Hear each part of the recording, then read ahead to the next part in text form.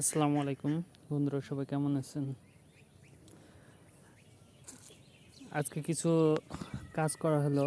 গাছের কিছু সবুজ মিষ্টি জাত ছিল অনেকগুলা, কিছু গাছ গ্রাফটিং করা হলো। একজন অভিজ্ঞ লোকদের গ্রাফটিং করালাম। এখন বাকিটা আল্লাহ ভরসা, কি হবে না হবে জানি না। আজকে গ্রাফটিং করালাম।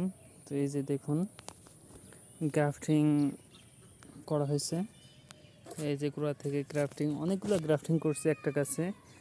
কারণ গ্রাফটিংয়ের রেজাল্ট কী আসবে না আসবে সেটা তো আর বলা যাবে না। এই জন্য এক একটা গাছে বেশি করে গ্রাফটিং করা হয়েছে, 3টা-4টা করে গ্রাফটিং করা হয়েছে। 1-2টা টিকলে আলহামদুলিল্লাহ, ওইটা থেকে গাছ ঝোপালো হয়ে যাবে, অনেক বড় হয়ে যাবে। এই জন্য যারা মনে করতেছেন যে গ্রাফটিং করবেন গাছে, তাদের জন্য একটা কথা, সেটা হচ্ছে গ্রাফটিংটা চেষ্টা করবেন যাতে একটা করে না করে একটু বাড়াই করতে, কয়েকটা 3টা-4টা করে গ্রাফটিং করবেন যাতে 2-1টা টিকে যায়। এই যে দেখুন, এই গাছটাতেও 1টা 2টা 3টা 4টা 5টা 1টা 6টা গ্রাফটিং করা হয়েছে। তো সবাই এভাবে গ্রাফটিং করবেন। যদি জাত চেঞ্জ করেন, ভালো সায়েন্স নিয়ে গ্রাফটিং করে দিবেন।